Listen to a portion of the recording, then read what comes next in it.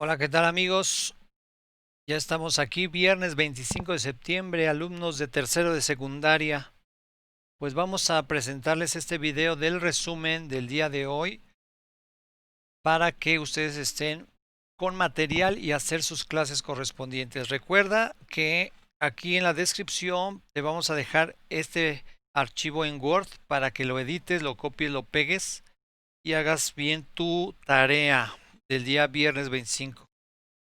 Quisiera hacer este video más corto, pero no se puede. Este dura más o menos como 20 minutos y te vamos presentando lo más importante de cada clase de hoy.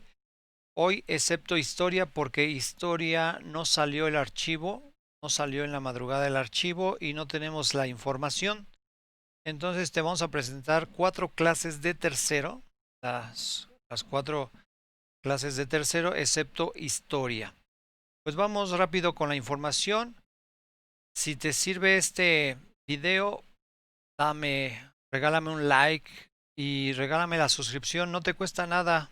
Quédate con Renomat. Así es que vámonos con el video. Viernes 25, español, lengua materna. ¿Qué vamos a ver? La diferencia entre datos sustentados y opiniones personales. Dice, énfasis. Diferencias entre la información que se sustenta en datos o hechos basados en opiniones personales. Una cosa es decir, es que yo investigué estos datos y otra cosa es que creo que parece que...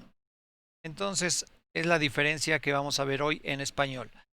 Conocerás sobre la diferencia entre los datos sustentados y las opiniones personales. Esto se refiere a aprender a diferenciar entre la información que se sustenta en datos o hechos y aquella basada en opiniones personales.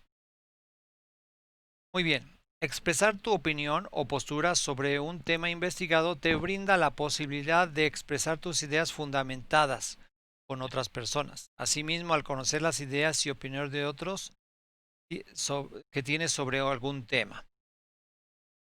Bueno, vamos a lo más importante. Es fundamental conocer cuáles fueron las fuentes de información. Recuerda que ya vimos que era la fuente de información primaria, información secundaria. Es fundamental que cuando se nos presente alguna información se pueda comprobar con hechos, con datos o con testigos, ¿verdad? Muy bien. Hay diferentes modos de explicar o argumentar una información. En esta, en esta lámina viene resumido lo que es los modos de explicar o argumentar. De todos modos, aquí abajo puedes copiar el texto, pegarlo, resumirlo, modificarlo para hacer tu tarea. Vamos a leer qué dice la lámina. Revisa índice, títulos y subtítulos.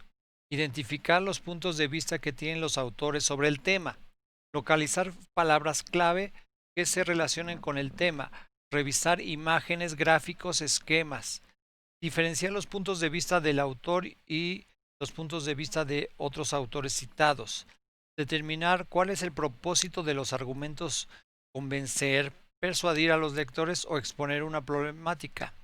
Verificar si la exposición de un tema es a partir de experiencias o investigaciones personales o bien a partir de citas textuales. Son los modos de explicar y argumentar.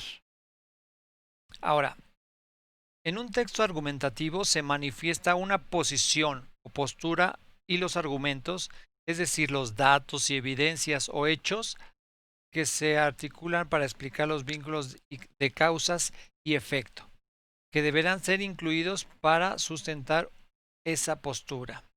O sea que cuando nosotros entremos a una discusión, a una opinión, debemos argumentar lo que estamos diciendo y defender nuestra postura.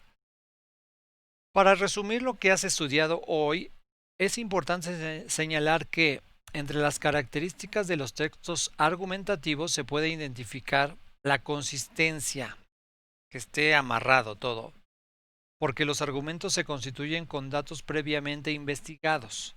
La coherencia, que no digas disparates, porque las ideas están relacionadas. a partir de una idea principal y se derivan las demás. Los marcadores discursivos que se usan para introducir datos o hechos, o sea, la fluidez de tu argumento, ¿verdad? Bueno, aquí está una tablita donde también viene resumido lo de hoy, las diferencias entre la información y posturas de un tema. En datos o hechos tenemos que hay investigación, información sustentada en textos, artículos, entrevistas a través de citas textuales.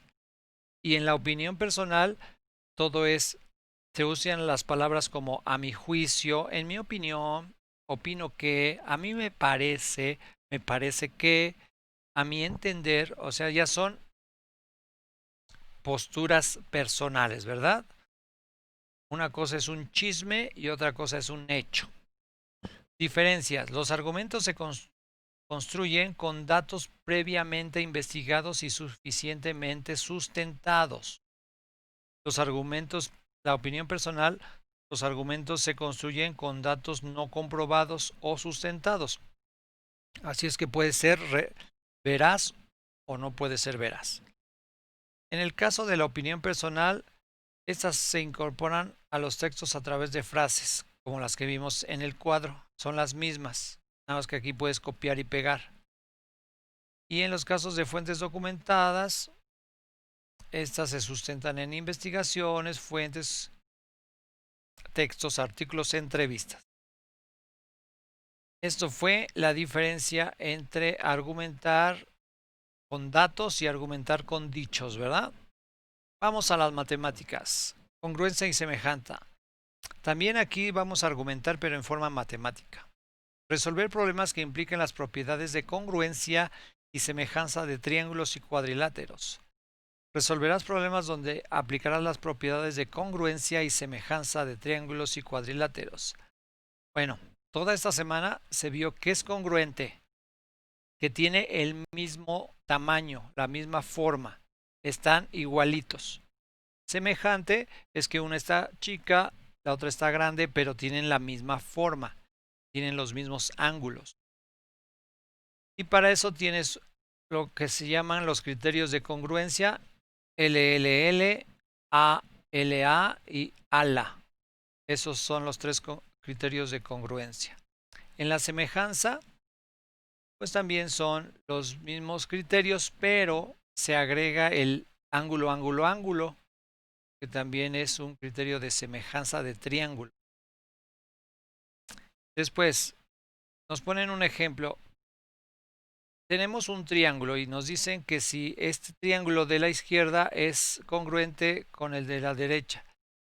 Si vemos, la altura es la misma para los dos. La hipotenusa es la misma para los dos y la base es la misma para los dos. Como sus tres lados son de la misma medida, aplicando el criterio LLL, decimos que sí son congruentes estos triángulos. Tenemos los datos, tenemos la demostración, las afirmaciones y las razones para decir que el triángulo ACD es congruente con el triángulo BCD por medio del criterio de congruencia LLL. Vean cómo estamos argumentando. También en español estábamos argumentando, ¿verdad? Muy bien. Y bueno, ya tenemos aquí varios ejemplos ahora de cuadriláteros, de triángulos. Ahí los pueden ir revisando. Descarguen el archivo. En la descripción te dejo el link para que descargues este archivo.